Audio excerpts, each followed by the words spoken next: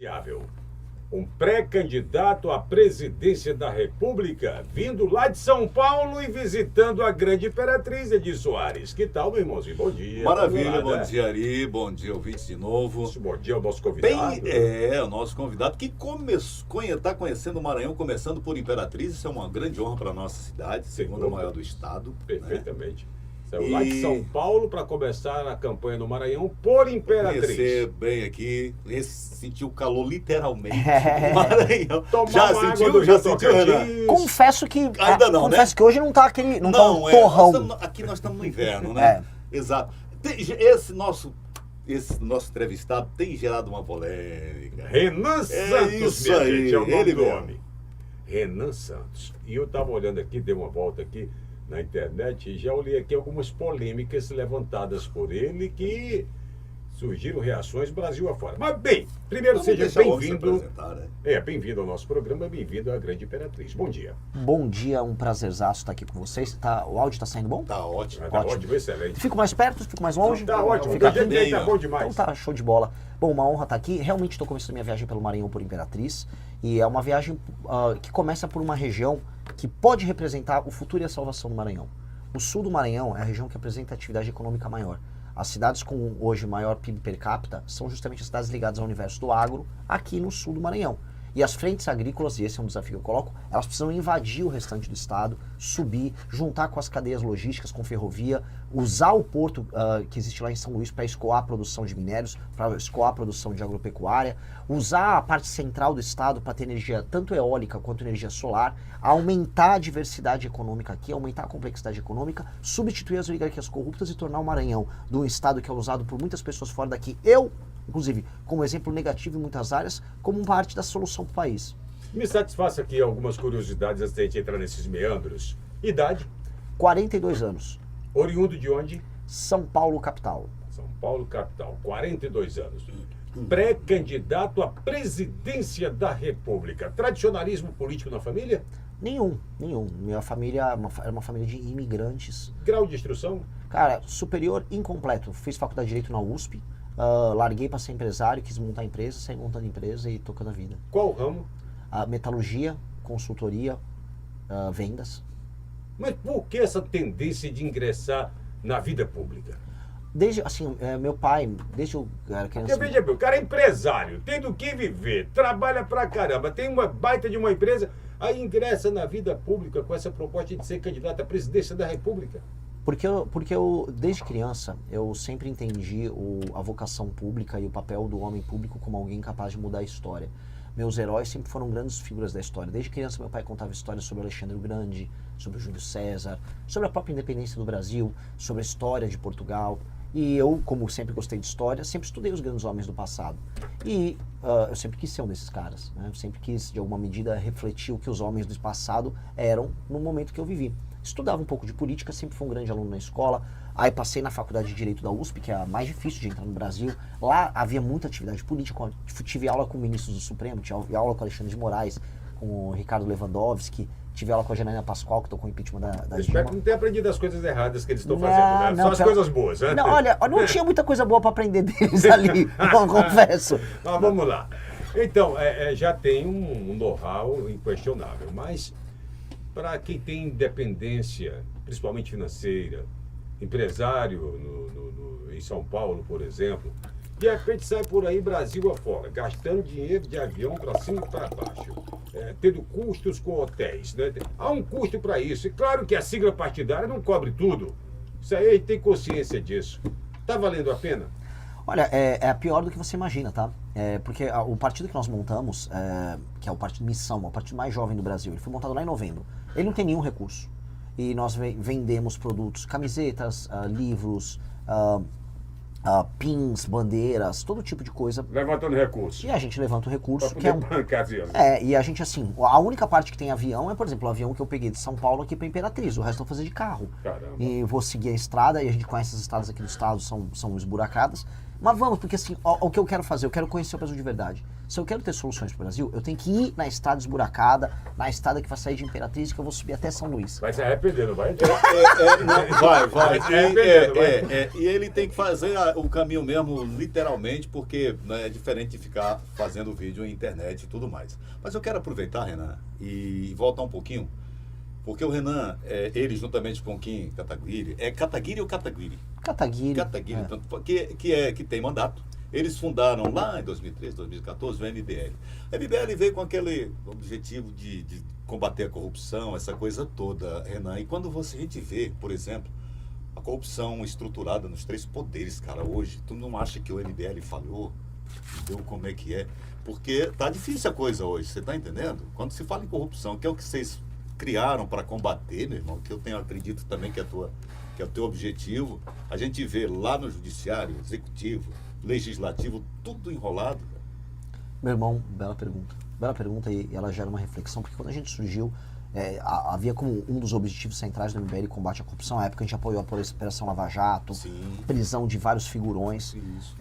E isso reverteu de uma maneira muito pesada durante o governo Bolsonaro. Ali naquele período acabaram com a prisão em segunda instância, o Aras veio a PGR, toda a operação foi desmontada e aí entrou um clima de vale tudo. Tanto que ali no momento do fim da Operação da Lava Jato, que surge o escândalo do Banco Master, né? O Banco Master começa a roubar para valer ali entre 2020, 2021, 2022. E aí a gente vive um escândalo de corrupção maior do que foi a Lava Jato, com envolvimento em todos os poderes. Ainda tem paralelamente o escândalo do INSS, que é gigantesco por si só, com grande envolvimento aqui, infelizmente, no Estado, com o Everton Rocha. E ainda paralelamente a gente tem o escândalo de emendas do orçamento secreto. Até uma coisa engraçada, porque nesse escândalo de emendas aí, o Flávio Dino, apesar de eu ter discordâncias mil, pelo menos na parte das emendas ele está pegando os parlamentares, né? Lá as ações estão no STF. Então o que eu quero dizer com isso, quando eu faço esse desenho completo do Estado do Brasil nós como nação faríamos, o MBL lutou muito contra tudo isso, mas ele ganhou muito no começo, durante a Operação Lava Jato, e depois a gente passou a perder. Quando a gente falava, pô, vamos destruir a Operação Lava Jato, aí o pessoal que era babão do Bolsonaro, não, mas o mito sabe o que tá fazendo, mas não sabe, vai soltar o Lula. Não, ele sabe. Bom, deu o que deu. Deu o que deu. E você, por exemplo, tá pontuando, tu é um outsider da política? Cara, assim... não tem como, né? Eu acho o termo, eu acho impreciso, o outsider, porque, pô, eu montei um movimento político de abrangência nacional há 11, 12 anos, vai completar 12 anos agora. Eu sou uma pessoa que participa da atividade política e eu não acredito assim, só vai lá e chuta tudo. Eu acho que a gente tem que reformar o Estado brasileiro. E se eu montei um partido político, para reformar eu tenho que fazer de dentro. Então eu sou um reformador.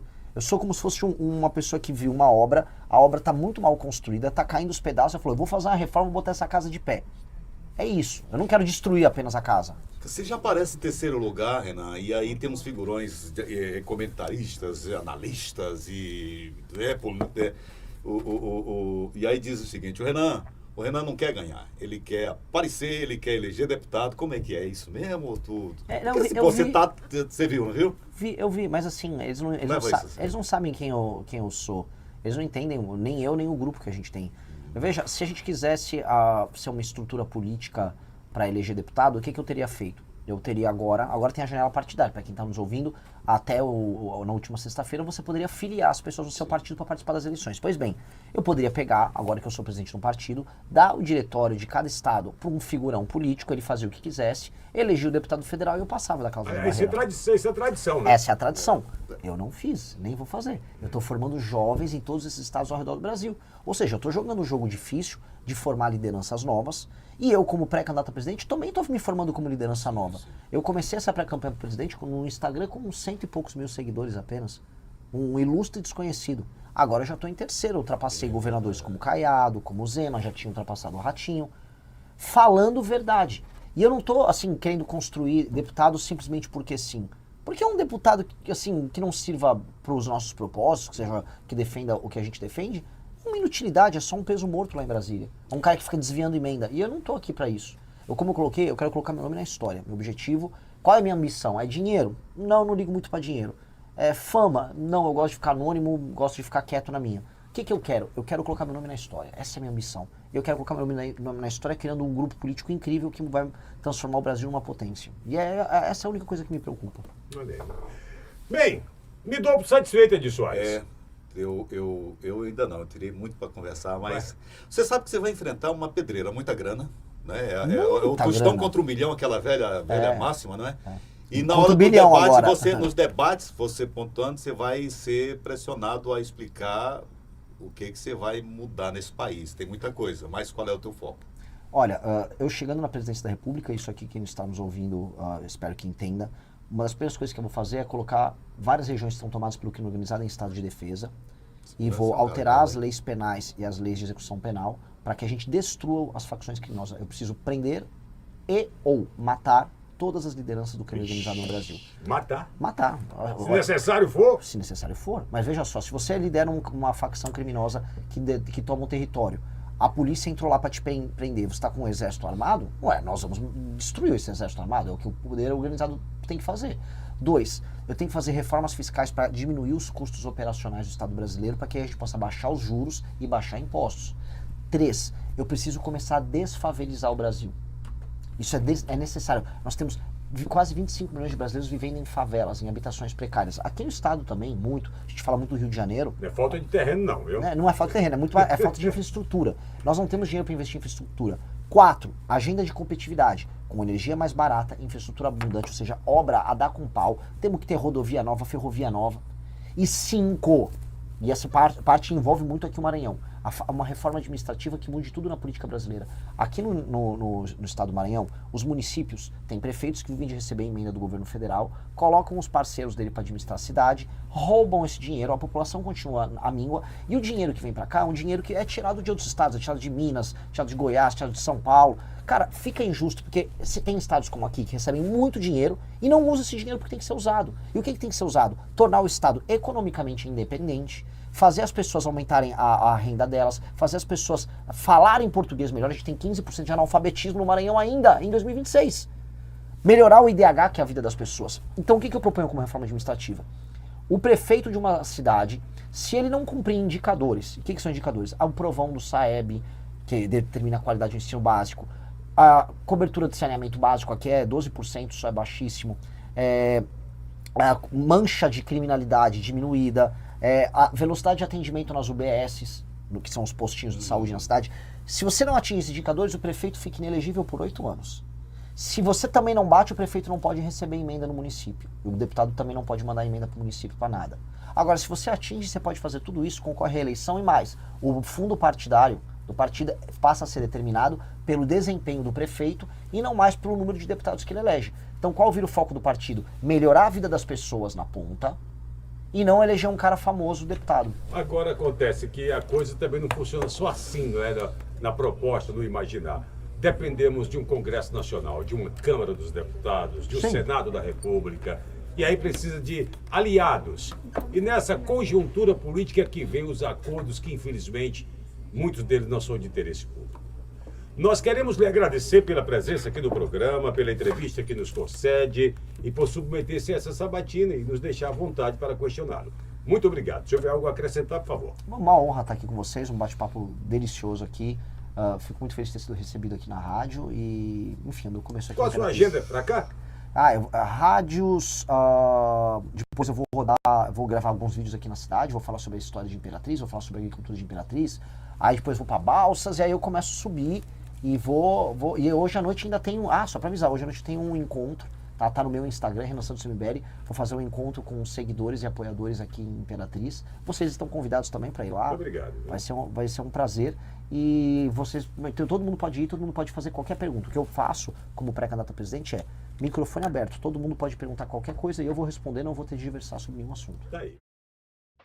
Gostou desse corte? Assista às lives diárias no canal MB Live TV. E para mais cortes como esse, se inscreva no Rabo da Onça e fique por dentro das novidades da missão.